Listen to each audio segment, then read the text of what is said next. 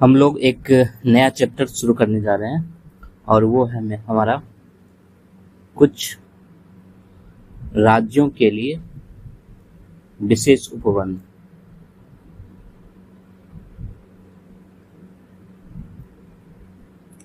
हालांकि हमने इसकी चर्चा की थी पहले। Special provisions for some states, हम लोग इसको देखने जा रहे हैं। हमने अपने पहले अध्याय में अनुच्छेद 371 की चर्चा की थी और उसमें हमने अलग अलग राज्यों को देखा था, तो उसी के बारे में यहाँ पर हम लोग विस्तार से देखेंगे।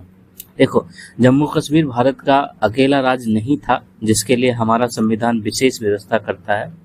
कुछ और भी ऐसे राज्य हैं जिसकी ऐतिहासिक या सांस्कृतिक विशेषता जो है अलग है और उनके लिए संविधान जो है विशेष उपबंध करता है, और ये उपबंध जो है संविधान के भाग 21 में है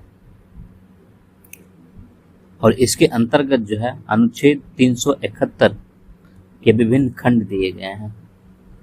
भाग 21 में खंड दिए गए हैं और वर्तमान में जो है ऐसी व्यवस्था 10 राज्यों में है। ठीक, और ये राज्य हैं जैसे महाराष्ट्र है, गुजरात है, नागालैंड है, असम है, मणिपुर है, आंध्र प्रदेश है, सिक्किम है, मिजोरम है, अरुणाचल प्रदेश है तथा गोवा है।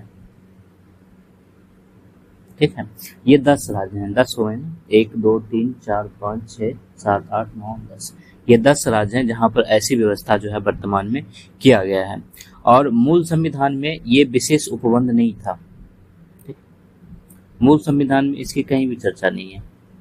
मूल संविधान में विशेष उपबंध जो है नहीं था।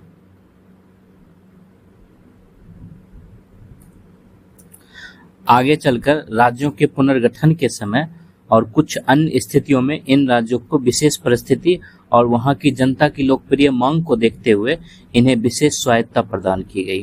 ठीक है, तो ये जो है आया है वो राज्यों की विशेष परिस्थिति की वजह से आया है।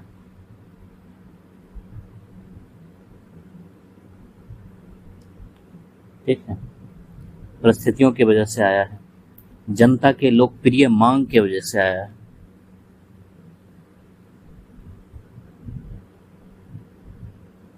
मांग की वजह से आया है, राज्यों के पुनर्गठन से आया है। ठीक है, इन सारी चीजों से जो है ये विशेष उपबंध आए हैं राज्यों के लिए। ठीक है, हम लोग जो है अनुच्छेद 371 के विभिन्न खंड को देखेंगे। जैसे कि हम लोग शुरू करते हैं, ये महाराष्ट्र और गुजरात से शुरू करते हैं क्योंकि दोनों एक साथ ही है, इसलिए महाराष्ट्र व गुजरात। ठीक, महाराष्ट्र एंड गुजरात। ठीक, यहां से हम लोग शुरू कर रहे हैं। तो 1956 के राज्य पुनर्गठन अधिनियम में बंबई राज्य को महाराष्ट्र और गुजरात राज्यों में नहीं बांटा गया था। ठीक है, 1956 में जो राज्य पुनर्गठन आया था, ये अधिनियम लाया गया था, 1956 का ये अधिनियम था। इसमें जो है बंबई राज्य को महाराष्ट्र और गुजरात, इसमें जो है नहीं बांटा गया था। ठीक है, और जब ये नहीं बांटा गया तो मराठी के तरफ से जो है महाराष्ट्र के लिए मांग बढ़ने लगी। ठीक है, क्योंकि यहाँ पर मराठी भाषी लोग रहते थे, जो गुजराती बोलते थे वो अपने भाषा के स्तर पर जो है गुजरात का मांग करने लगे और सब जो है एक दूसरे से अलग राज्य चाहते थे। तो ऐसे में बम्बई राज्य के विभिन्न हिस्सों के समान विकास को सुनिश्चित करना एक चुनौतीपूर्ण कार्य बन गया था, और इसे सुनिश्चित करने के लिए एक संविधान संशोधन लाया गया, और वो था हमारा 7वां संविधान संशोधन। 7वां संविधान संशोधन अधिनियम लाया गया, और ये अधिनियम 1956 का था। ठीक है, और इसके माध्यम से राज्य पुनर्गठन के साथ साथ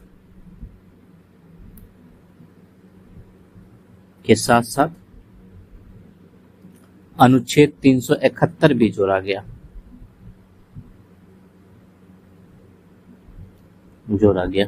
ठीक है, और ये अनुच्छेद जो है बम्बई राज्य के, उस वक्त बम्बई राज्य था, बम्बई राज्य के विभिन्न हिस्सों के लिए विशेष प्रावधान करता था।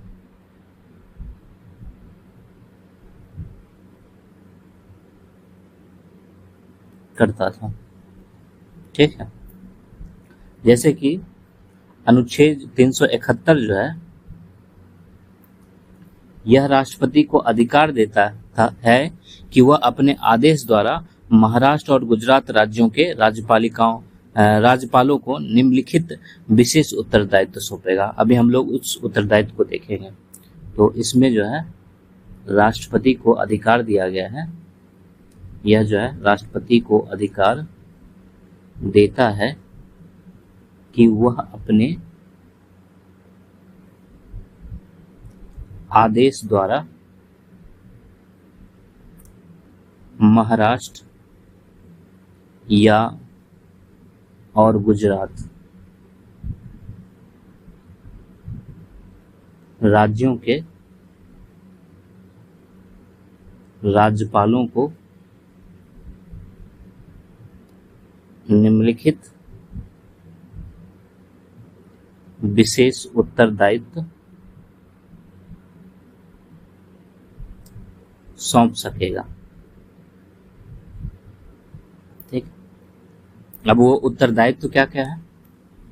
देखो, हमारा ये चैप्टर करने का यही मकसद था कि जो हमने पीछे अनुच्छेद 371 की चर्चा की थी पहले अध्याय में, उसको हम लोग यहाँ पर विस्तार से देखेंगे, और इसलिए ये चैप्टर करने का इरादा किया गया है। जैसे कि इसमें उत्तरदायित्व दिया गया है कि जो विदर्भ है, जो मराठवाड़ा है या फिर शेष महाराष्ट्र है, सौराष्ट्र हो गया, कच्छ हो गया तथा शेष गुजरात के लिए पृथक विकास बोर्ड की स्थापना करना। ठीक है, पृथक विकास बोर्डों की स्थापना करना। ठीक है, ये उत्तरदायित्व दिया गया है राज्यपाल जो है वह विदर्भ, मराठवाड़ा, शेष महाराष्ट्र, सौराष्ट्र, कच्छ तथा शेष गुजरात के लिए पृथक विकास बोर्ड की स्थापना करने का कार्य उन्हें दिया गया है। साथ में यह भी दिया गया है कि वह यह सुनिश्चित करने का दायित्व है कि प्रत्येक बोर्ड के कार्यकरण पर एक प्रतिवेदन राज्य के विधानसभा में प्रतिवर्ष रखा जाए। राज्य की विधानसभा में प्रतिवर्ष रखा जाए, ये भी दिया गया है। ठीक है, जो दूसरा है इसके अंदर दायित्व, वो ये है कि समस्त राज्य की आवश्यकताओं का ध्यान रखते हुए, समस्त राज्य की आवश्यकताओं का ध्यान रखते हुए यह सुनिश्चित करना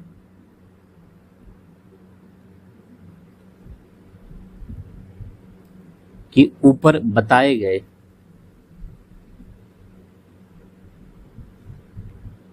क्षेत्रों के विकास संबंधी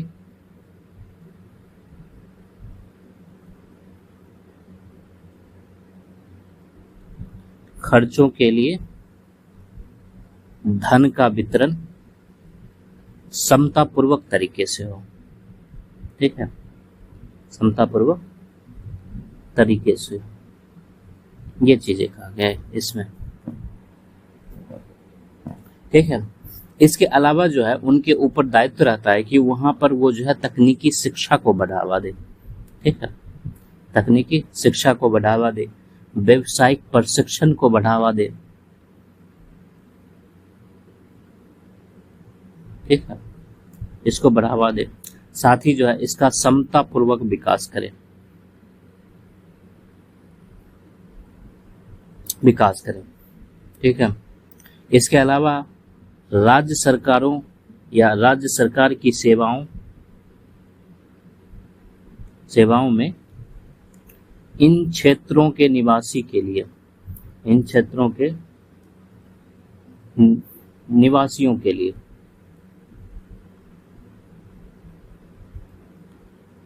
समान अवसरों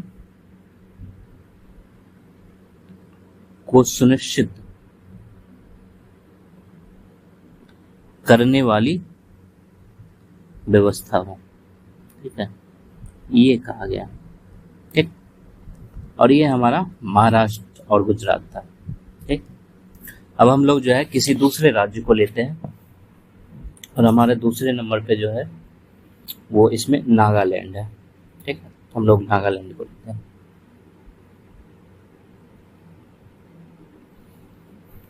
नागालैंड,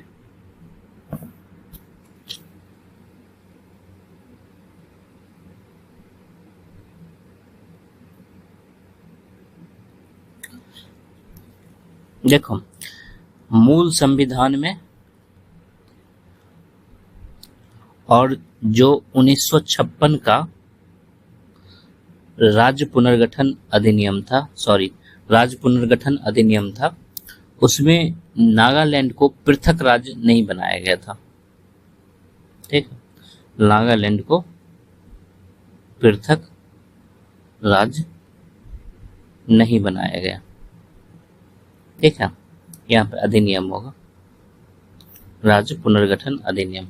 इसमें जो है नागालैंड को पृथक राज्य नहीं बनाया गया था, इसको असम राज्य में ही रखा गया था, असम राज्य में ही रखा गया था। और असम राज्य के भी अंतर्गत जो है ये 6ठी अनुसूची के जनजाति क्षेत्र के रूप में था, जनजाति क्षेत्र के रूप में था। ठीक, फिर आगे चलकर जो है संसद ने एक अधिनियम पारित किया और वो अधिनियम था नागालैंड राज्य अधिनियम, और ये 1962 का अधिनियम था। ये पारित किया और ये पारित करके जो है नागालैंड राज्य का गठन किया गया, का गठन किया। ठीक है, और नागालैंड की सांस्कृतिक स्वायत्तता और कानून व्यवस्था को मजबूती करने के लिए जो है संसद जो है एक संशोधन भी किया था। ठीक है, यानी नागालैंड को, क्योंकि ये जनजाति क्षेत्र के रूप में था, ये 6ठी अनुसूची के जनजाति क्षेत्र के रूप में था, तो इसको सांस्कृतिक स्वायत्तता चाहिए थी, सांस्कृतिक स्वायत्तता इसको चाहिए था, प्लस में कानून व्यवस्था भी इसको चाहिए था। ठीक है, इन सब को मजबूती प्रदान करने के लिए एक संशोधन किया संसद ने, और वो संशोधन था हमारा 13वां संशोधन। ठीक है, और ये 1962 का संशोधन था। ठीक, और इस संशोधन से क्या किया गया, तो इस संशोधन के माध्यम से संविधान में अनुच्छेद 371 को शामिल किया गया, और इसी में जो है नागालैंड का प्रावधान है। ठीक है, अब हम लोग जो है एक एक करके इसके प्रावधान को देखते हैं। उपबंध को। ठीक, जैसे कि निम्नलिखित विषय, यानी कुछ विषय हैं जिसके संबंध में संसद का कोई अधिनियम नागालैंड राज्य पे तब तक लागू नहीं होगा जब तक नागालैंड की विधानसभा संकल्प द्वारा ऐसा विनिश्चय नहीं करती है। ठीक है, तो निम्नलिखित विषयों के संबंध में संसद का कोई अधिनियम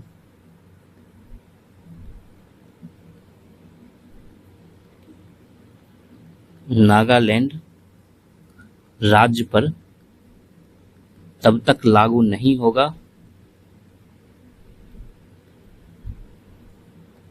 जब तक नागालैंड की विधानसभा संकल्प यानी रेजोल्यूशन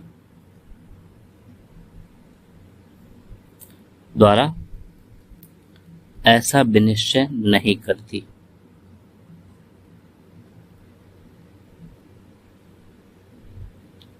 ठीक, और वो विषय कैसे है, तो वो विषय है जैसे नागाओं की धार्मिक और सामाजिक प्रथा, नागाओं की धार्मिक या सामाजिक प्रथाएं। ठीक है, इससे संबंधित जो है संसद कोई भी अधिनियम नागालैंड राज्य पे तब तक लागू नहीं कर सकती है जब तक कि नागालैंड की विधानसभा संकल्प द्वारा ऐसा विनिश्चय नहीं करती। ठीक है, इसी तरह जो दूसरा विषय है वो है नागाओं के परंपरागत कानून और उनसे जुड़ी प्रक्रियाएं। ठीक है, नागाओं के, क्योंकि एक ध्यान रखने वाली बात है कि नागालैंड जो है पहले असम के 6ठी अनुसूची में जनजाति क्षेत्र के रूप में था, तो यहाँ पर जनजाति लोगों की बहुलता पाई जाती है, तो इसलिए जो है यहाँ पर नागाओं के परंपरागत कानून यानी कि जो कस्टमरी लॉज हैं, ठीक है, तथा उनसे जुड़ी प्रक्रियाएं। ठीक है, ये विषय हो गया। इसके अलावा जो है सिविल और डांडिक न्याय के प्रशासन के विषय में, जिनमें नागाओं के परंपरागत कानूनों के अनुसार निर्णय किया जाना है। ठीक है, सिविल और डांडिक यानी कि क्रिमिनल न्याय के प्रशासन के वे विषय जिनमें नागाओं के परंपरागत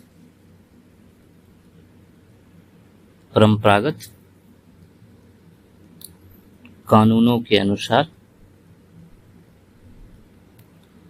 निर्णय किया जाना है। ठीक, ये चीजें।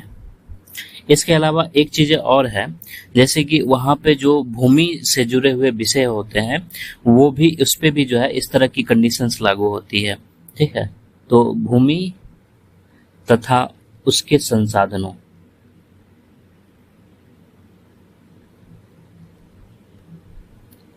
के स्वामित्व तथा हस्तांतरण से जुड़े विषय।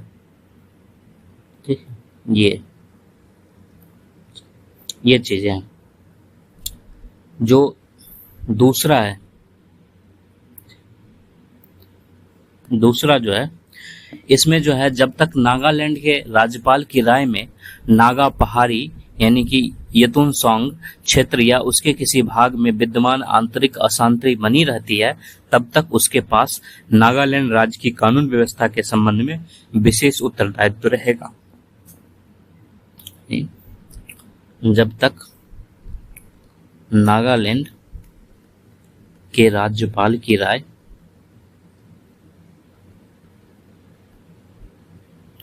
में नागा पहाड़ी यतुनसोंग क्षेत्र या उसके किसी भाग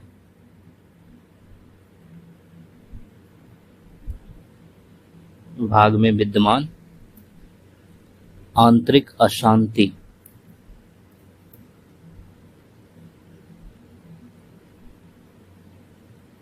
बनी रहती है, तब तक उसके पास नागालैंड राज्य की कानून व्यवस्था के संबंध में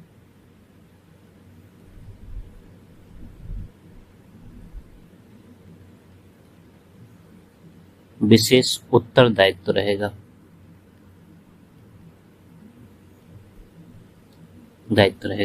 ये कहा गया है। ठीक है।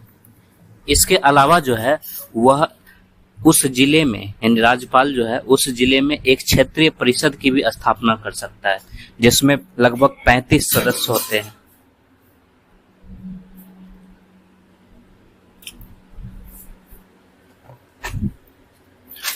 यानी जो है नागालैंड का राज्यपाल त्रिनसोंग जिले में एक क्षेत्रीय परिषद की स्थापना करेगा, जिसमें 35 सदस्य होंगे, और राज्यपाल अपने विवेक से इस परिषद के संबंध में नियम भी बना सकेगा। ऐसा जो है इसमें कहा गया है। हम जो अगले नंबर को देखते हैं, इसमें कहा गया है कि नागालैंड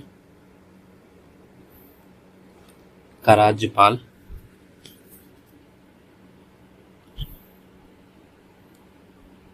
त्रिनसोंग जिला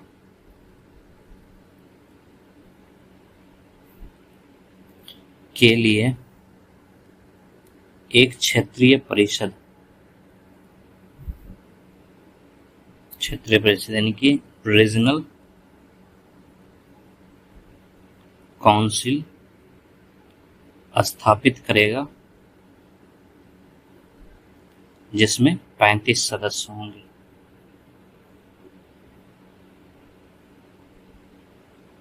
ठीक है। और इसके लिए जो है राज्यपाल अपने विवेक पर नियम भी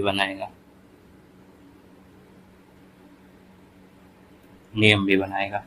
ऐसा इसमें कहा गया है।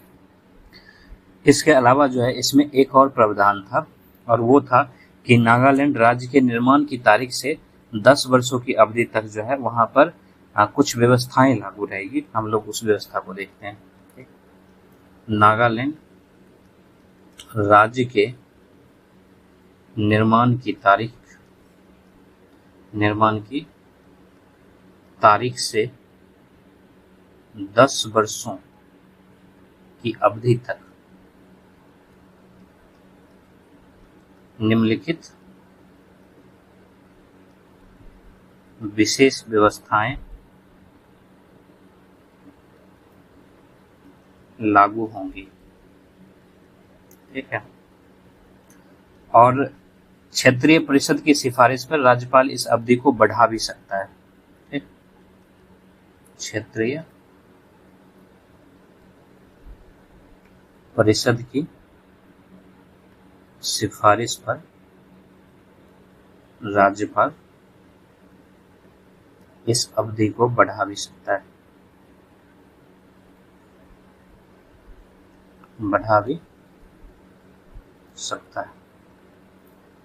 और वो क्या था, जैसे कि वो था कि जो त्रिनसोंग जिला है,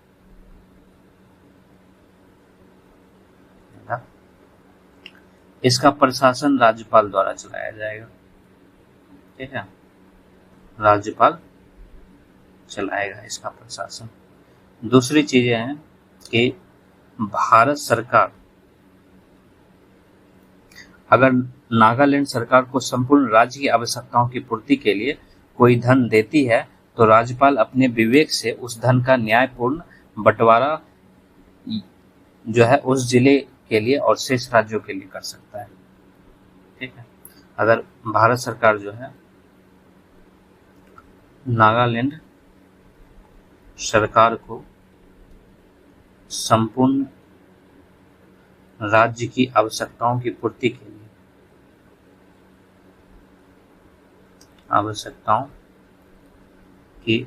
के लिए कोई धन देती है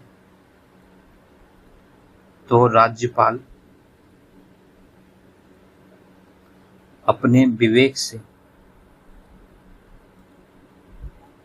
उस धन का न्यायपूर्ण बंटवारा तयन संघ जिले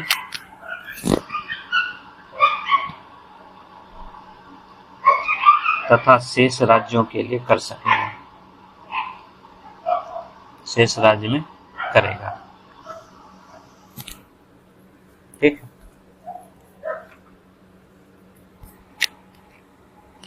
इसके अलावा जो है एक प्रावधान और भी था कि नागालैंड विधानमंडल का कोई अधिनियम तयुएन संघ जिले पर तब तक लागू नहीं होगा जब तक राज्यपाल क्षेत्रीय परिषद की सिफारिश पे ऐसा निर्देश नहीं देता।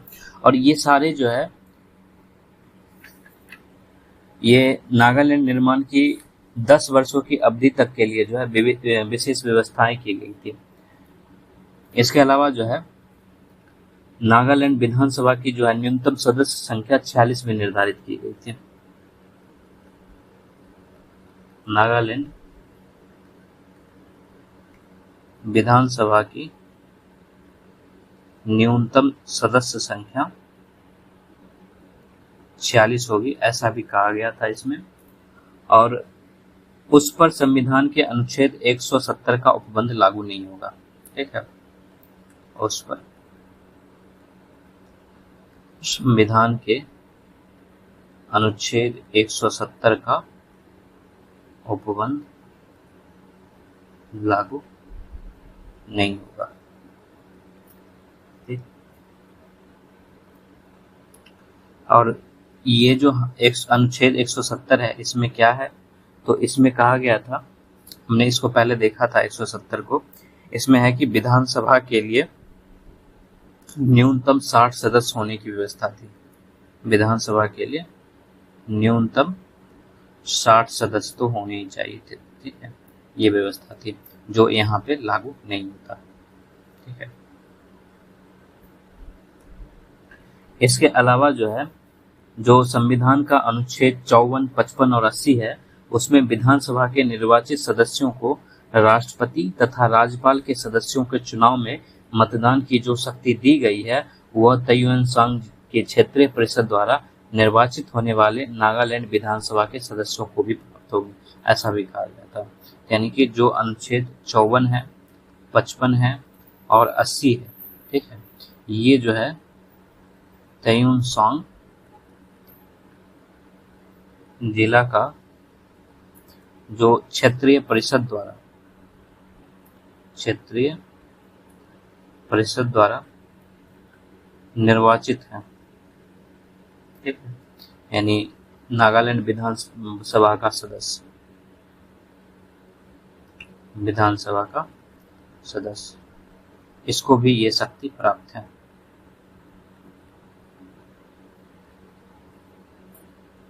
ऐसा। ठीक है। इसके अलावा जो है नागालैंड विधानसभा में जो सदस्य तयुएन संघ जिले का प्रतिनिधित्व करते हैं, राज्यपाल उनमें से किसी एक को मुख्यमंत्री की सलाह पर जो है उस जिले का कार्य मंत्री नियुक्त करेगा, ऐसी भी चीजें की गई थी। इसके अलावा जो तयुएन संघ जिला है उसकी शांति, उन्नति और सुशासन के लिए राज्यपाल ही विनियम बनाएगा, ऐसा जो है प्रावधान किया गया था।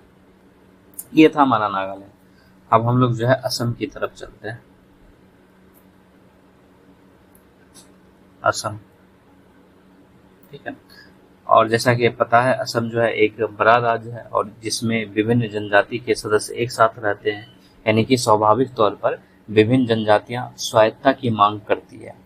और इसी संबंध में संविधान की 6ठी अनुसूची के प्रावधान भी बनाए गए हैं जिनको हमने देखा था। और वो इसलिए बनाए गए ताकि जनजाति को उनके अपने क्षेत्रों में कुछ विधायी, कार्यपालिका या कार्यपालक या न्यायिक शक्तियां दी जा सके, ऐसा हमने 6ठी अनुसूची में देखा था। तो संविधान में जो है एक संशोधन किया गया, वो था हमारा 22वां संविधान संशोधन। ठीक है। ये 1969 का संशोधन था, 1969 का। ठीक है। और इसके द्वारा जो है अनुच्छेद 371 ख जो है इसको अंत स्थापित किया गया, यानी जोड़ा गया। और ये अनुच्छेद जो है ये असम के लिए विशेष राज्य का उपबंध करता है। ठीक है, असम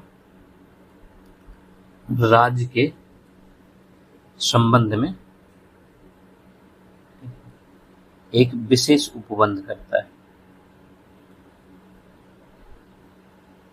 ठीक है, अब जैसे कि जो अनुच्छेद 371 का ख है, इसमें कहा गया है, यानी कि इसके तहत जो है राष्ट्रपति को शक्ति दी गई है, राष्ट्रपति को शक्ति दी गई है कि वह अपने आदेश द्वारा असम की विधानसभा के भीतर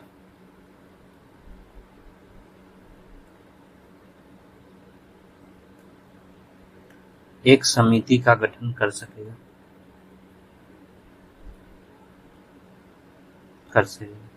ऐसा अधिकार जो है राष्ट्रपति को इस अनुच्छेद के तहत दिया गया है।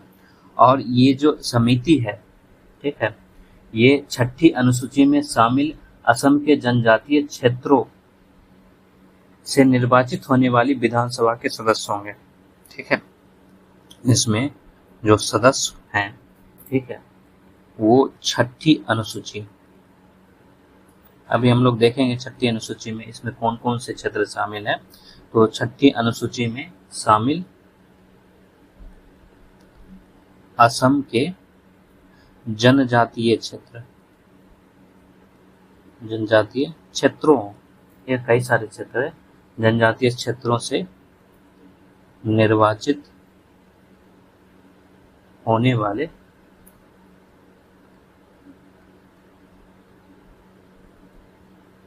विधानसभा के सदस्य होंगे। ठीक, और जो असम के जनजातीय क्षेत्र हैं, ठीक है, ये क्षेत्र हैं जैसे कि यहाँ पर दीमा हवास स्वायत्त जिला है। ठीक है, जिसकी चर्चा हमने की थी, दीमा हवास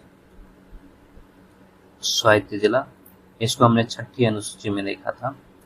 इसके अलावा जो है यहाँ पर कार्बी आंगलांग जिला है, कार्बी आंगलांग जिला, ये सारे यहाँ के जनजातीय क्षेत्र हैं। ठीक है, और एक और हमने किया था और वो था बोडोलैंड। ठीक है, बोडोलैंड प्रादेशिक क्षेत्र जिला,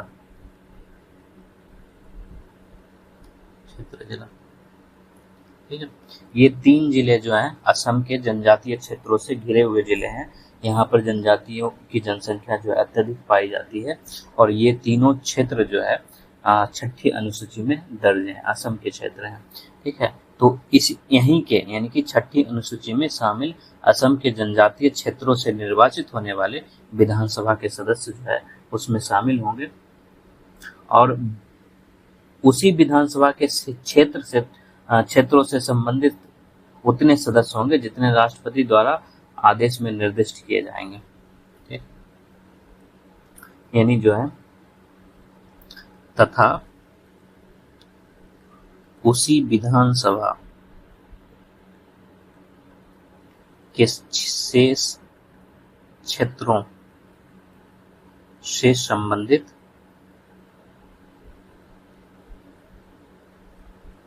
उतने सदस्य होंगे जितने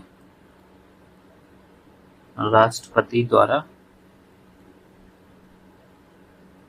आदेश में निर्दिष्ट किए जाएं। ठीक है, ऐसा कहा गया। अब हम लोगों का कौन सा था, एक असम के बाद जो है शायद मणिपुर होगा। असम ये हो गया, अब मणिपुर पे हम लोग चलते हैं।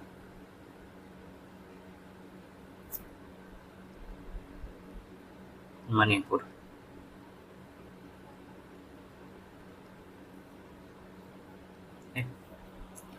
तो मणिपुर जो है ये मूल रूप में एक रियासत था। पहले जो है यह एक जो है मूलतः एक रियासत थी, ये मणिपुर रियासत था। और जहाँ की जनता ने 1949 में एक आंदोलन किया और ये बहुत ही लोकप्रिय आंदोलन था। ठीक है, 1949 में यहाँ पर एक लोकप्रिय आंदोलन हुआ जिसके माध्यम से राजा को विधानसभा के गठन के लिए बाध्य किया गया। राजा को विधानसभा के गठन के लिए बाध्य किया गया और ये आंदोलन वहां की जनता के द्वारा किया गया था, बाध्य किया गया। और 1900, जैसा कि हम लोगों को पता है, 1971 में पूर्वोत्तर राज्यों का पुनर्गठन हो रहा था। उस दौरान मणिपुर को जो है राज्य का दर्जा दिया गया। तो 1971 में पूर्वोत्तर क्षेत्र के राज्यों के पुनर्गठन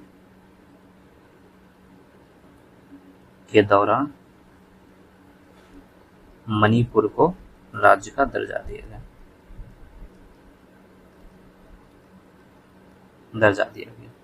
ठीक है। और मणिपुर की समस्या क्या थी? अगर हम लोग इसकी समस्या देखें तो समस्या ये था कि जो उसका घाटी क्षेत्र है, ठीक है, इसको लिखना ही ठीक रहेगा। इसकी समस्या ये थी कि उसके घाटी के क्षेत्र में मैतेई समुदाय, जो मैती समुदाय है, उसके घाटी के क्षेत्र में मैती समुदाय के लोग रहते थे और ये मैती समुदाय के जो लोग होते हैं ये वैष्णव हिंदू थे, ठीक है, ये वैष्णव हिंदू होते हैं, ठीक है। और जो विशाल पहाड़ी क्षेत्र है, विशाल पहाड़ी क्षेत्र, इसमें जो है नागा और कुकी आदिवासी रहते हैं, नागा और कुकी आदिवासी रहते थे, ठीक है। और आदिवासी जो है संख्या में मैती समुदाय से कम है। ये आदिवासी जो है इनकी संख्या जो है मैती समुदाय से कम है, ठीक है। और अगर संख्या कम है तो इनके पास जो है आर्थिक और राजनीतिक ताकत भी कम होगी, तो राजनीतिक और आर्थिक ताकत भी कम है। तो इनकी मांग हमेशा से थी कि पहाड़ी क्षेत्रों को विशेष संरक्षण दिया जाए। और पहाड़ी क्षेत्र कहने का मतलब ये था विशाल पहाड़ी क्षेत्र, ठीक है। इसकी मांग हमेशा से थी कि यहाँ पे जो है इसको संरक्षण दिया जाए, विशेष संरक्षण दिया जाए। ये सेंटेंस ठीक रहेगा, विशेष संरक्षण दिया जाए, इनकी मांग हमेशा से थी, ठीक है। इसलिए जब मणिपुर को राज्य का दर्जा दिया जा रहा था तो उसी समय 27वां संशोधन के माध्यम से जो है इसे विशेष राज्य का दर्जा भी दिया गया, ठीक है। मणिपुर को राज्य का दर्जा देते समय संविधान के 27वें संशोधन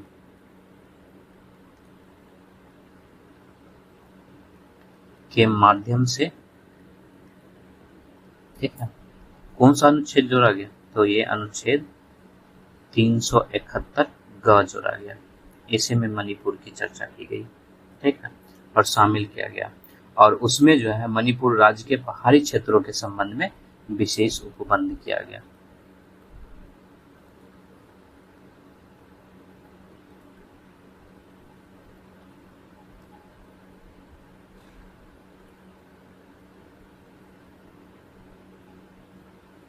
उपबंध किया गया, ठीक है।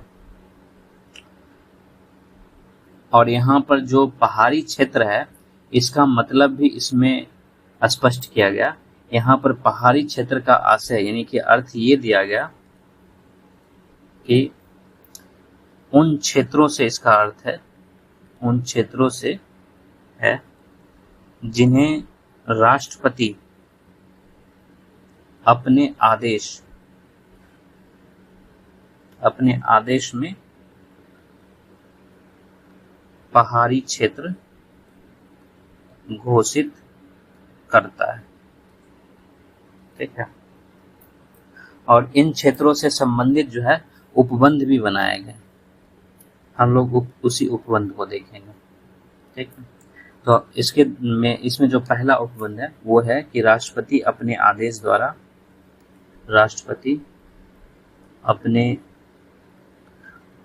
द्वारा मणिपुर के राज्यपाल को यह विशेष उत्तरदायित्व दे सकेगा कि वह उस राज्य की विधानसभा की एक समिति गठित करे जो उस राज्य के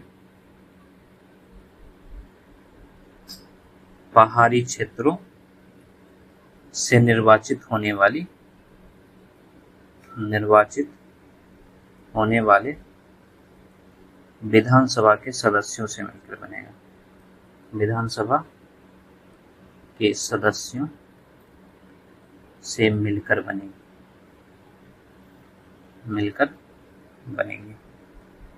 ठीक, ये कहा गया। दूसरा जो है, इसमें राज्यपाल जो है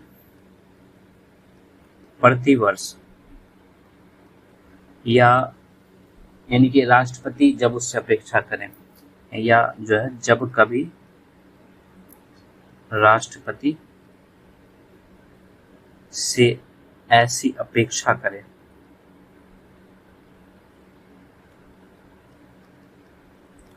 करे मणिपुर के पहाड़ी क्षेत्रों के प्रशासन के संबंध में राष्ट्रपति को रिपोर्ट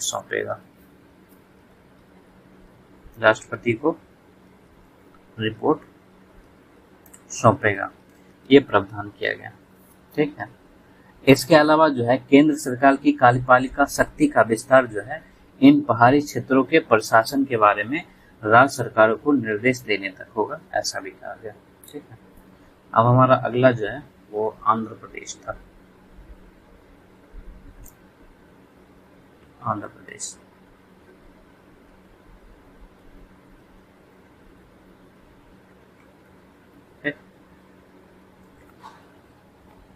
जैसा कि हम लोगों को पता है कि आंध्र प्रदेश जो है ये भारत का पहला भाषाई राज्य है। तो भारत का पहला भाषाई राज्य था। ठीक है। जो एक लोकप्रिय आंदोलन के आधार पर गठित हुआ था और इसके निर्माण के समय से ही तेलंगाना और शेष आंध्र प्रदेश के मध्य जो है तनाव देखा जा रहा था। तेलंगाना क्षेत्र के निवासियों की मांग थी कि उन्हें उनके पिछड़ेपन के आधार पर एक पृथक राज्य के तौर पर संगठित किया जाए या फिर नहीं तो शिक्षा या सरकारी नौकरी में उनको विशेष आरक्षण दिया जाए। तो इसी मांग को पूरा करने के लिए संसद ने 1957 में एक विधि पारित किया। 1957 में संसद ने एक विधि पारित किया। ठीक है। और इस विधि को सर्वोच्च न्यायालय ने आगे जाके खारिज भी कर दिया है। ठीक है।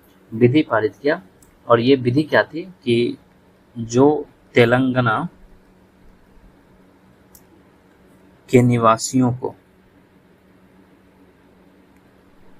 को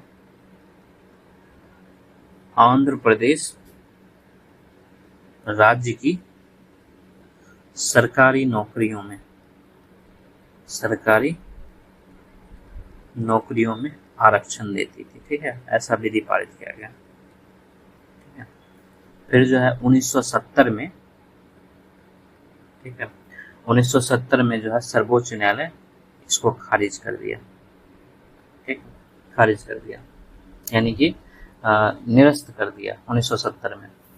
और निरस्त किए गए अधिनियम के प्रभाव को पुनर्स्थापित करने के लिए, ठीक है, संसद ने एक संशोधन किया, और वो संशोधन था 32वां संशोधन, ठीक है, संशोधन, और ये 1973 का संशोधन था, ठीक है। और इसके माध्यम से 2 अनुच्छेद जोड़े गए।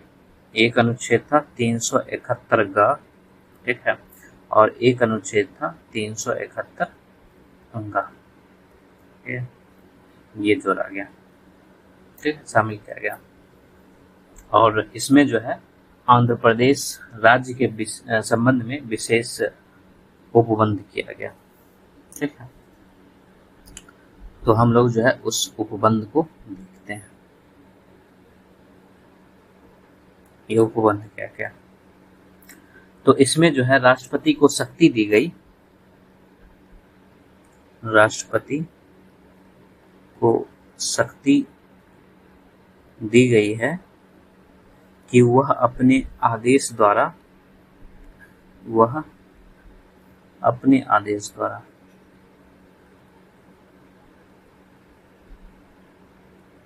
संपूर्ण आंध्र प्रदेश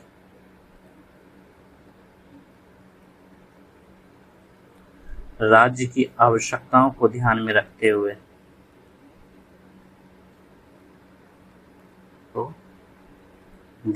रखते हुए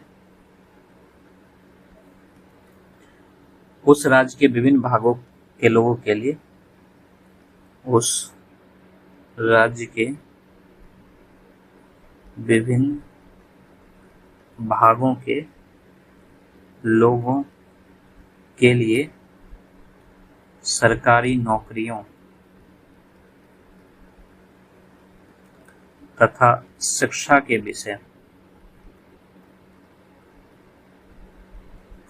विषय में समतापूर्ण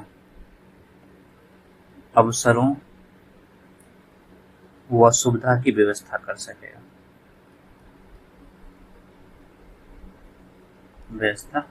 सकेगा, ऐसा जो है राष्ट्रपति को शक्ति दिया गया, ठीक है। इसके अलावा जो है राष्ट्रपति जो है अपने आदेश द्वारा राज्य सरकार से अपेक्षा कर सकेगा कि वह राज्य की सिविल सेवाओं के पदों के लिए राज्य में विभिन्न भागों के लिए स्थानीय कैडरों का गठन करे और पदों को उनके अनुसार आवंटित करे, ऐसा भी कर सकता है। इसके अलावा जो है राज्य के ऐसे भाग या भागों को निर्दिष्ट कर सकेगा जिन्हें सरकारी नौकरियों में नियुक्ति या किसी विश्वविद्यालय अथवा राज्य सरकार के किसी अन्य शिक्षण संस्थान में प्रवेश के लिए स्थानीय क्षेत्र समझा जाएगा, ठीक है। सबसे मुख्य बातें जो है वो ये है कि राष्ट्रपति जो है अपने आदेश द्वारा जो अधिकरण को लेकर है, अपने आदेश द्वारा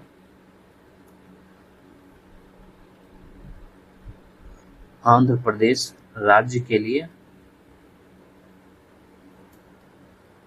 एक प्रशासनिक अधिकरण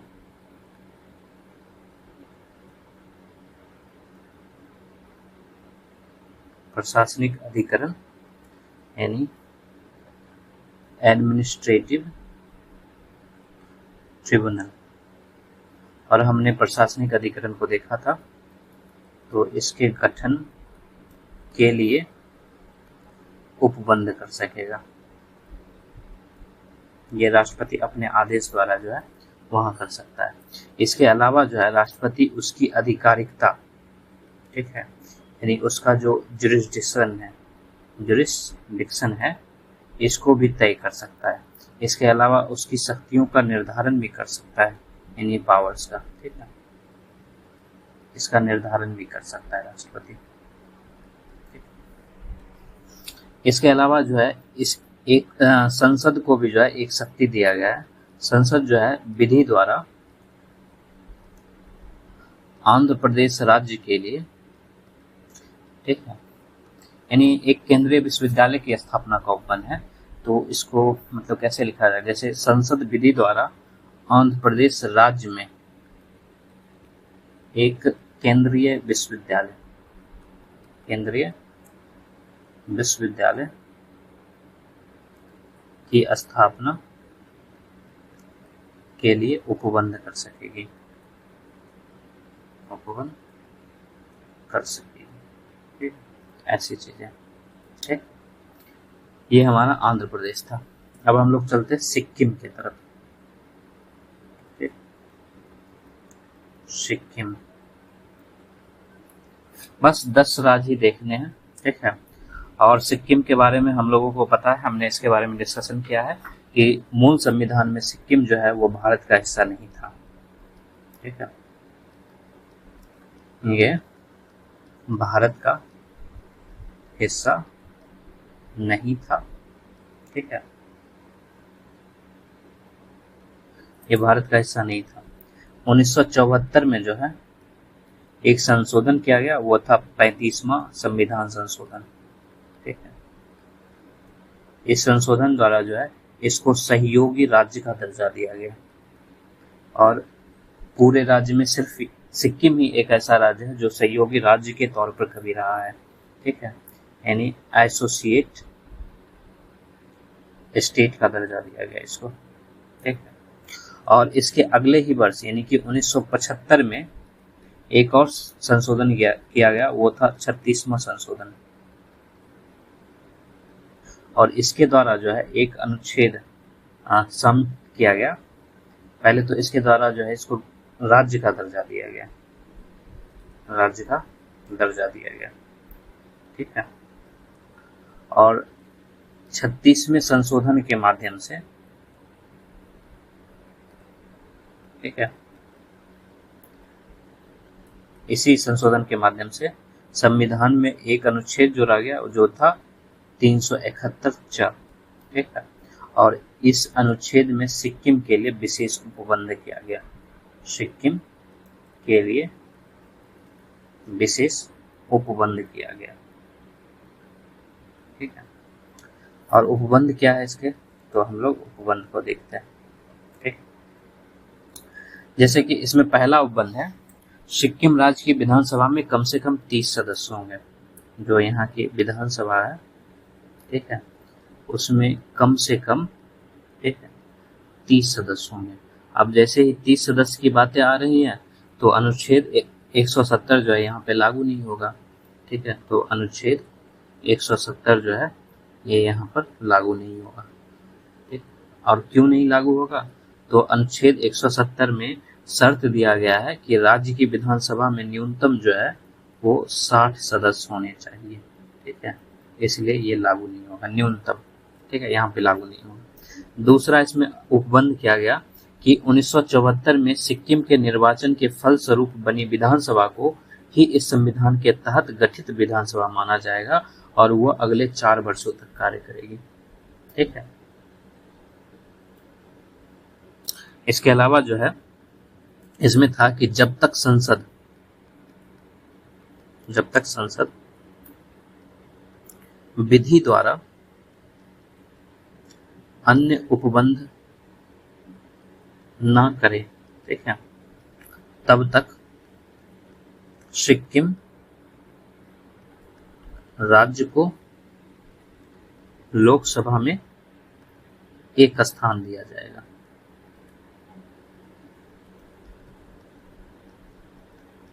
एक स्थान दिया जाएगा। ठीक है, तथा संपूर्ण सिक्किम को संसदीय निर्वाचन क्षेत्र माना जाएगा, संसदीय निर्वाचन क्षेत्र माना जाएगा, ऐसे व्यवस्था। ठीक, इसके अलावा जो है जो सिक्किम के राज्यपाल हैं उसको भी विशेष उत्तरदायित्व दिया गया है इस अनुच्छेद के माध्यम से। तो सिक्किम के राज्यपाल का विशेष उत्तरदायित्व होगा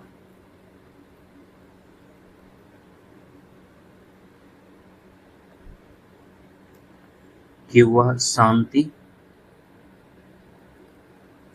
के लिए तथा सिक्किम की जनता के विभिन्न अनुभागों की सामाजिक और आर्थिक उन्नति के लिए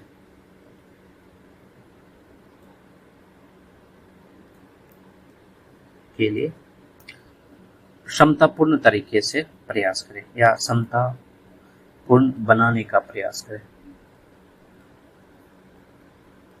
यानी सिक्किम के राज्यपाल का विशेष उत्तरदायित्व होगा। यहाँ पे सेंटेंस थोड़ा गड़बड़ हो रहा है, इसको के करना है। सिक्किम के राज्यपाल को विशेष उत्तरदायित्व होगा कि वह शांति के लिए तथा सिक्किम की जनता के विभिन्न अनुभागों की सामाजिक और आर्थिक उन्नति के लिए समतापूर्ण बनाने का प्रयास करें।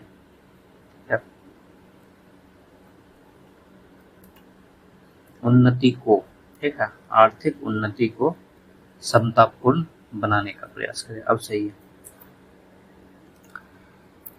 इसके अलावा जो है इसमें दिया गया कि राष्ट्रपति भारत के किसी राज्य में लागू किसी अधिनियम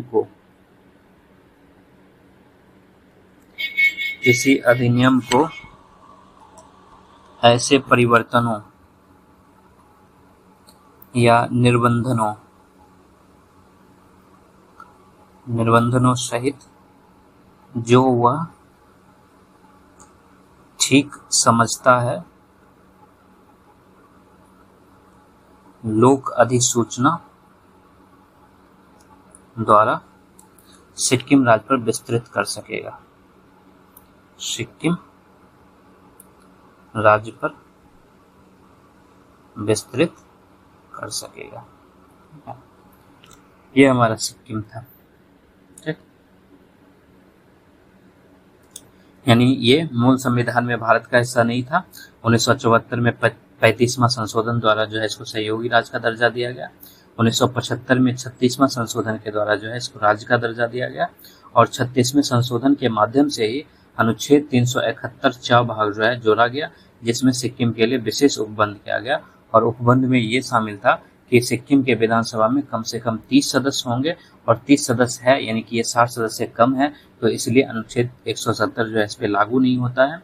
दूसरा उपबंध था कि जब तक संसद विधि द्वारा अन्य उपबंध ना करे तब तक सिक्किम राज्य को लोकसभा में एक स्थान दिया जाएगा तथा संपूर्ण सिक्किम को संसदीय निर्वाचन क्षेत्र माना जाएगा। इसके अलावा जो है सिक्किम के राज्यपाल को विशेष उत्तरदायित्व होगा कि शांति के लिए तथा सिक्किम की जनता के विभिन्न अनुभागों की सामाजिक आर्थिक उन्नति को समतापूर्ण बनाने का प्रयास करे। इसके अलावा जो है राष्ट्रपति भारत के किसी राज्य में लागू किसी अधिनियम को ऐसे परिबंधनों या निर्बंधनों सहित जो वह ठीक समझता है लोक अधिसूचना द्वारा सिक्किम राज्य पर विस्तृत कर सकेगा। ठीक है। इसके बाद जो हम लोग मिजोरम में चलते हैं। मिजोरम, ठीक। इसके बाद मिजोरम ही था ना।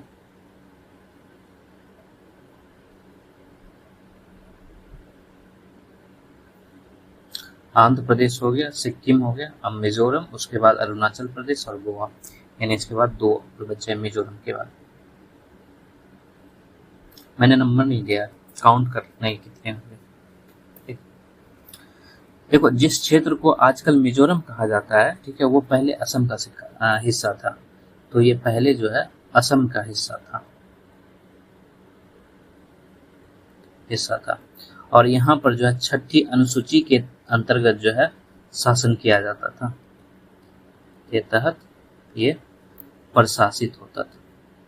ठीक है, ठीक। और इसको पहले जो है यानी कि जब ये असम का हिस्सा था उस समय इसका नाम जो है मिजो स्वायत्त जिला था, स्वायत्त जिला। ठीक है, इसके रूप में जाना जाता था।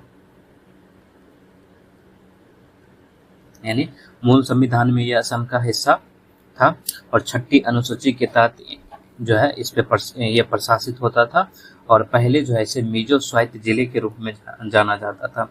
ठीक है, इसमें जो मिजो स्वायत्त जिला है इसके अंतर्गत और सारे जिले आते थे, जैसे कि ये सारे जनजाति के जिले होते थे, जैसे कि इसमें चकमा जनजाति होता था, ठीक है, मारा जनजाति होता था, लई जनजाति होता था। ठीक है, ये जनजाति के जिले थे ये सारे, ठीक है, जिले इसमें शामिल थे और इन सब को सामूहिक तौर पर मिजो स्वायत्त जिला कहा जाता था। और जब जो है 1971 में, ठीक है, 1971 में पूर्वोत्तर राज्यों का पुनर्गठन हो रहा था, पूर्वोत्तर राज्यों के पुनर्गठन हो रहे थे, ठीक है, तब जो है मिजोरम को असम से अलग कर दिया गया, मिजोरम को असम से अलग कर दिया गया और अलग करके जो है इसको पहले संघ राज्य क्षेत्र का दर्जा दिया गया, संघ राज्य क्षेत्र का दर्जा दिया। संघ राज्य क्षेत्र कहने का मतलब यूनियन टेरिटरी, ठीक, इसका दर्जा दिया गया इसको पहले, ठीक है। फिर जो है 1986 में, ठीक है, 1986 में एक समझौता हुआ, ठीक है, समझौता हुआ और ये समझौता किसके बीच था? तो ये समझौता जो है भारत सरकार, ठीक है, और लाल डेंगा, ठीक है, इस पे पिक्चर भी आ चुकी है, ठीक है, लाल डेंगा नीत, ठीक है, इसको जो है मिजो नेशनल फ्रंट भी कहा जाता है, ठीक है, नेशनल फ्रंट, ठीक है, इनके बीच में समझौता हुआ और इसके तहत जो है मिजोरम को राज्य का दर्जा दिया गया, मिजोरम को राज्य का दर्जा दिया गया, ठीक है, यानी कि मिजोरम को राज्य दर्जा देने की सहमति यहाँ पर बनी, ठीक है, और 1987 में जो है इसका गठन हो गया, ठीक है। अब जैसा कि हमको यहाँ पे दिख रहा है कि मिजोरम जो है इस पे भी छठी अनुसूची के तहत जो है ये प्रशासित होता था, यानी कि यहाँ पर भी जनजातीय क्षेत्र था, इसमें जो है चकमा, मारा, लई जनजाति रहते थे, तो इन जनजातियों को भी सांस्कृतिक स्वायत्तता सुनिश्चित करनी चाहिए। तो मिजोरम की सांस्कृतिक स्वायत्तता सुनिश्चित करने के लिए संविधान में एक संशोधन किया गया, मिजोरम की सांस्कृतिक स्वायत्तता सुनिश्चित करने के लिए एक संशोधन किया गया और वो संशोधन था 53वें संशोधन और ये 1986 का संशोधन, ठीक है, और इसके माध्यम से जो है संविधान में एक अनुच्छेद जोड़ा गया और वो अनुच्छेद 371(6) था, ये जोड़ा गया, ठीक है, और इसी में जो है इसके लिए यानी मिजोरम के लिए विशेष उपबंध किया गया, ठीक है। अब हम लोग इस उपबंध को देखते हैं, ठीक है। इसके बाद छोटे छोटे यानी अरुणाचल प्रदेश और गोवा ही बचा हुआ है, ठीक है। इसके उपबंध में जो है ये था कि संसद का कोई अधिनियम मिजोरम राज्य पर तब तक लागू नहीं होगा जब तक मिजोरम की विधानसभा संकल्प द्वारा ऐसा विनिश्चय नहीं करती। और वो विषय कौन सा था? तो इसको लिखना होगा, तो जैसे निम्नलिखित विषयों के संबंध में संसद का कोई अधिनियम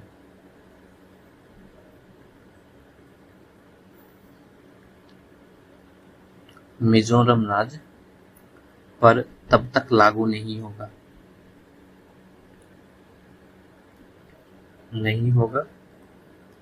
जब तक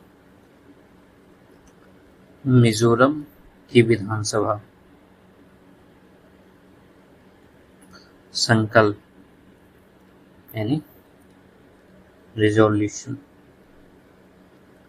द्वारा ऐसा विनिश्चय नहीं करती,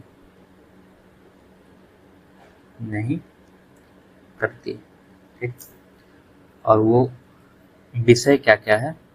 तो इसमें विषय है कि मिजो यानी कि सेम वही है जैसा नागालैंड के बारे में था, बिल्कुल सेम, यानी कि वहां पर नागालैंड था तो यहाँ पर मिजो है, ठीक है। मिजो लोगों की धार्मिक या सामाजिक प्रथाएं, ठीक है। देखो ये भी जो है नागालैंड के मामले में बिल्कुल सेम होगा, है ना। सिर्फ नाम बदल रहे हैं।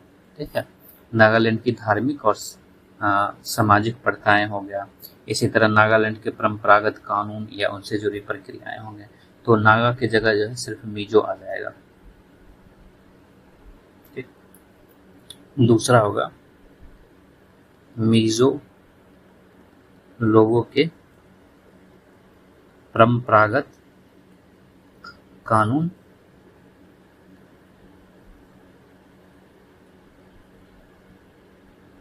ठीक है तथा उनसे जुड़ी प्रक्रियाएं।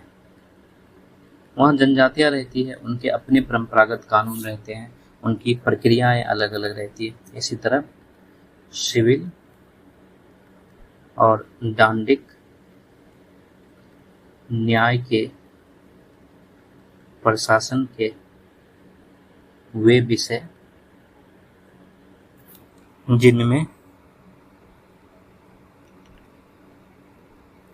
मिजो लोगों के परंपरागत कानूनों के अनुसार निर्णय किया जाना है। ठीक है, इसके अलावा वही भूमि तथा उसके संसाधनों के स्वामित्व तथा हस्तांतरण से जुड़े विषय, हस्तांतरण से जुड़े विषय। ठीक है, ये चीजें। और जो मिजोरम विधानसभा है उसके मामले में भी इसमें कहा गया है। तो मिजोरम राज्य की जो विधानसभा है तो इसमें जो है कम से कम 40 सदस्य होने चाहिए। ठीक है, न्यूनतम 40 सदस्य होंगे। ठीक है, और 40 सदस्य है तो यानी कि अनुच्छेद 170 जो है यहाँ लागू नहीं होगा। ठीक है, क्यों नहीं लागू होगा? तो इसमें जो है न्यूनतम 60 सदस्य का प्रावधान किया गया है इसलिए, लेकिन यहाँ पे 40 ही सदस्य है तो इसलिए जो है। हालांकि देखो जो अनुच्छेद 170 वो बड़े राज्यों के लिए बनाया गया था, जिसमें कहा गया था कि राज्य की विधानमंडल में जो है यानी विधानसभा में कम से कम 60 सदस्य होने ही चाहिए न्यूनतम। ठीक है, तो लेकिन जो छोटे छोटे राज्य हैं तो वहां पर ये लागू नहीं हो पाता है, तो इसलिए ऐसा लिखा गया है कि अनुच्छेद 170 का यह उपबंध किसी भी राज्य की विधानसभा में न्यूनतम 60 सदस्य होंगे और इस वजह से जो है मिजोरम पर यह लागू नहीं होता। ठीक है, अब हमारा अगला जो है वो है अरुणाचल प्रदेश।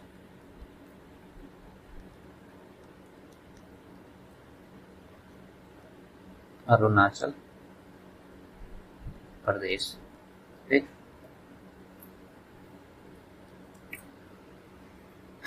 इसके बारे में हम लोगों को जैसे पता है कि ये आरंभ में जो है असम का ही हिस्सा था। आरंभ में असम का हिस्सा था। ठीक है, 1948 में जो है इसको असम से अलग किया गया। ठीक है, असम से अलग कर एक विशेष प्रशासन के तहत लाया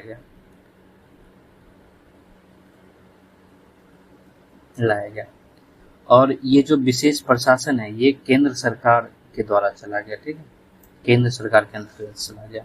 ठीक है, और इसको जो है उस जब प्रशासन के अंतर्गत लाया गया था तो उसको उत्तर पूर्व सीमा एजेंसी, ठीक है, एजेंसी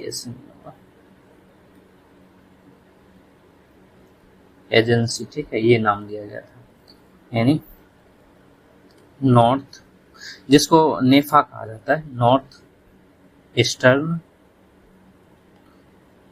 फ्रंटियर एजेंसी। ठीक है, यानी नेफा ठीक है कहा जाता है। ठीक, और 1971 में वही जब पूर्वोत्तर राज्यों का पुनर्गठन हो रहा था, ठीक है, तो इसके दौरान जो है इसे संघ राज्य क्षेत्र का दर्जा दिया गया।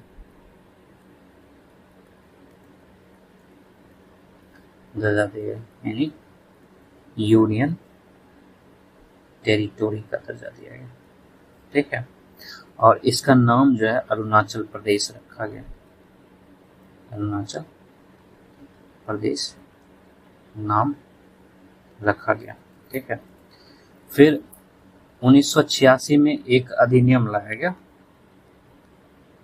ठीक, और 1986 के इसी अधिनियम के माध्यम से जो है इसे पूर्ण राज्य का दर्जा दिया गया।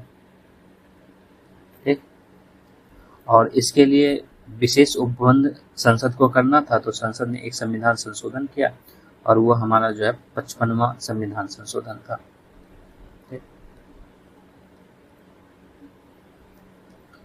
संसद ने 55वें संशोधन, और यह 1986 का संशोधन था। ठीक है, और इसके माध्यम से अनुच्छेद 371 ज जोड़ा। ठीक है, और इसमें उपबंध जो है किए हैं। ठीक है, इसका उपबंध हम लोग देखते हैं। जैसे इसमें ज्यादा नहीं है, इसमें थोड़ा सा ये अरुणाचल प्रदेश के राज्यपाल के पास राज्य की कानून व्यवस्था के संबंध में विशेष उत्तरदायित्व होगा। यहाँ पर जनजाति लोग नहीं निवास करती, हालांकि ये बॉर्डर इलाका है तो इसलिए जो है इसमें विशेष उपबंध किया गया। दूसरी चीजें है कि अरुणाचल प्रदेश में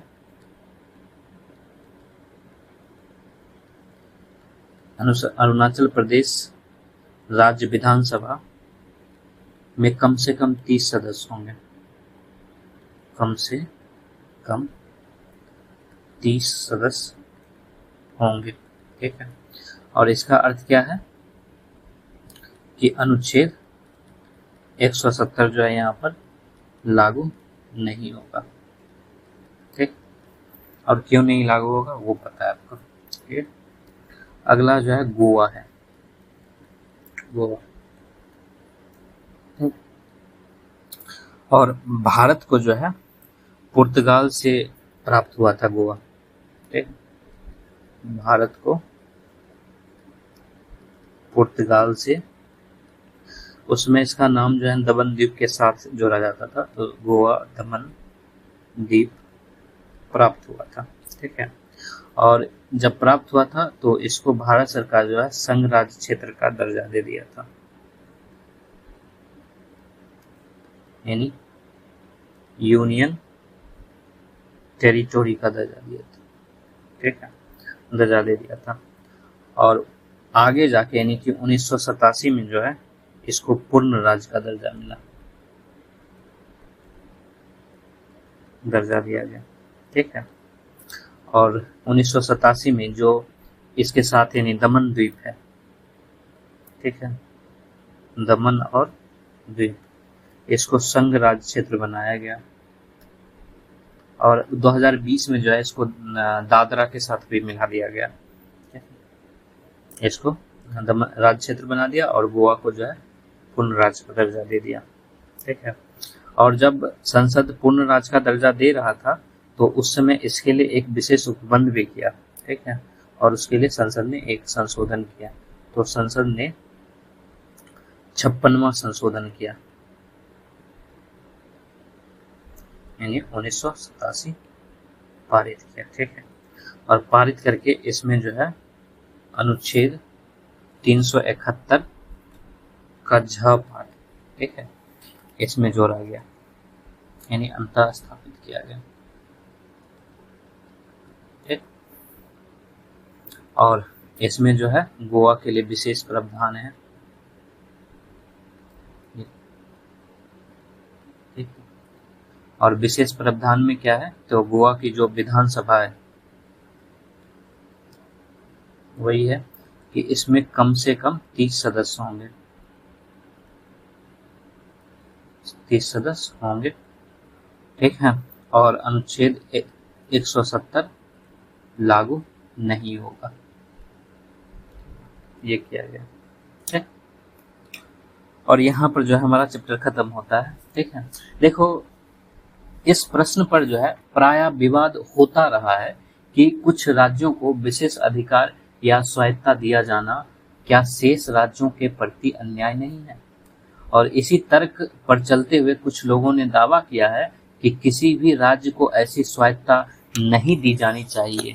ठीक है, और सच यह है कि भारत की सांस्कृतिक, ऐतिहासिक, भौगोलिक विविधता और देश का जो एकीकरण की जटिलता की चुनौती है, उसको समझने के लिए हमें ऐसा करना पड़ेगा।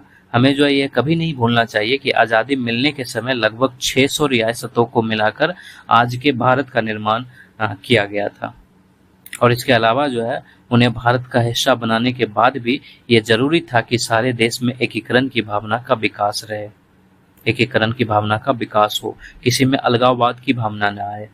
और यह एक तथ्य है कि अलग अलग सांस्कृतिक समूहों की भागीदारी के लिए एक जैसे नियम किसी भी देश में पूर्णतः सफल नहीं हो सकते।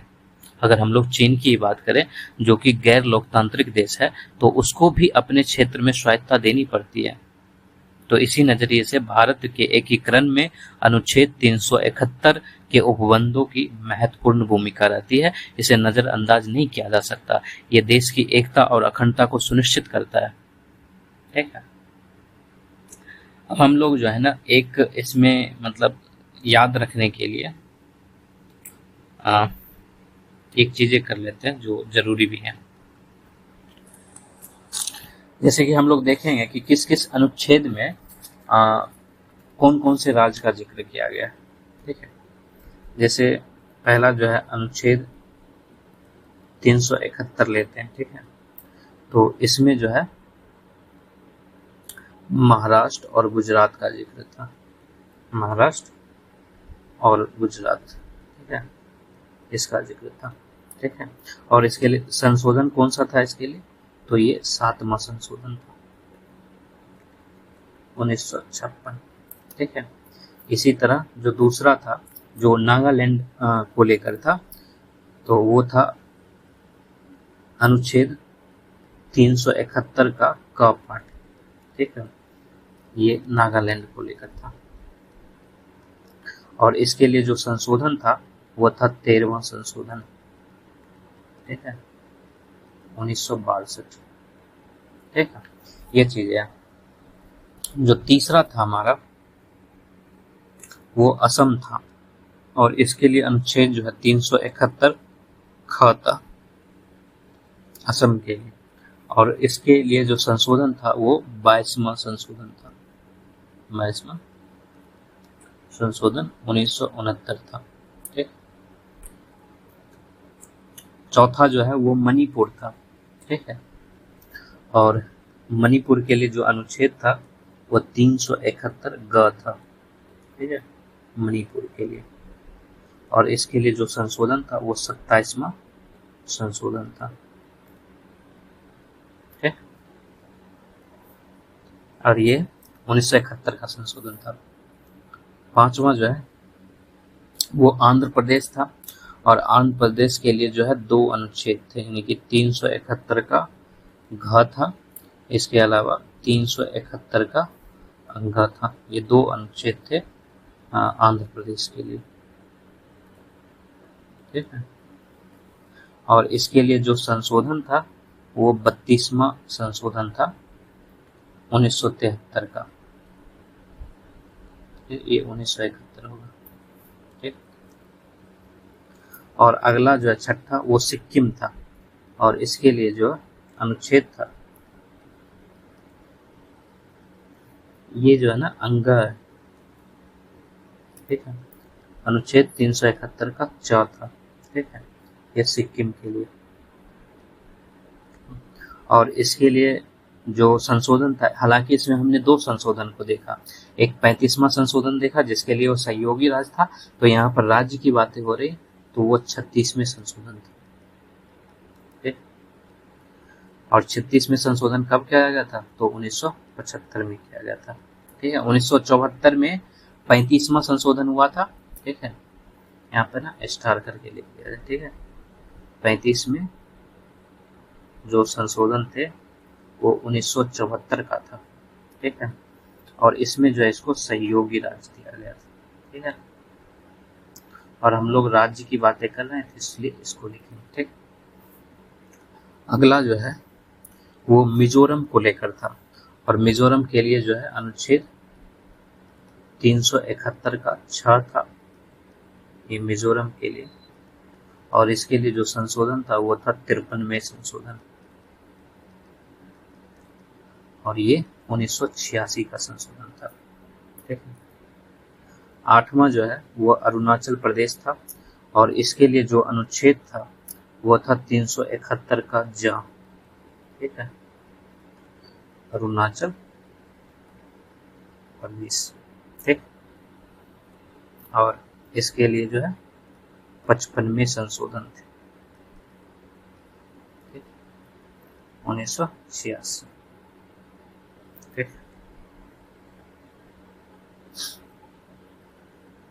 और आखिरी जो है गोवा था, और इसके लिए 371 झ है गोवा के लिए, और इसके लिए जो संशोधन है वो है 56वां संशोधन 1987। देखो हालांकि जो है नंबर में हम 9 तक ही पहुंचे हैं, लेकिन 9 इसलिए हो गया क्योंकि यहाँ पर 2 राज्य एक साथ हैं, ठीक है। हमने ऊपर बोला था कि 10 राज्यों को जो है विशेष उपबंध के तहत रखा गया है, ठीक। जैसे कि यहाँ पर जो है हमने कहा था कि 10 राज्यों को रखा गया है, जिसमें महाराष्ट्र, गुजरात, नागालैंड, असम, मणिपुर, आंध्र प्रदेश, सिक्किम, मिजोरम, अरुणाचल प्रदेश और गोवा था, ठीक है। तो हमने महाराष्ट्र और गुजरात को जो है एक साथ देखा है, ठीक है। इसलिए जो है जो नंबर है वो एक कम हो गए, यहाँ पर महाराष्ट्र और गुजरात एक साथ एक ही अनुच्छेद में है, ठीक है, इसलिए। और वो अनुच्छेद 371 है, ठीक है, इसलिए लास्ट में जो है हमें 9 मिला है, ठीक है, हालांकि 10 राज्य है, ठीक है। यहीं पर जो है हमारा चैप्टर समाप्त होता है। इसके आगे जो है हम लोग फिर किसी अलग चैप्टर को देखेंगे, इसमें यही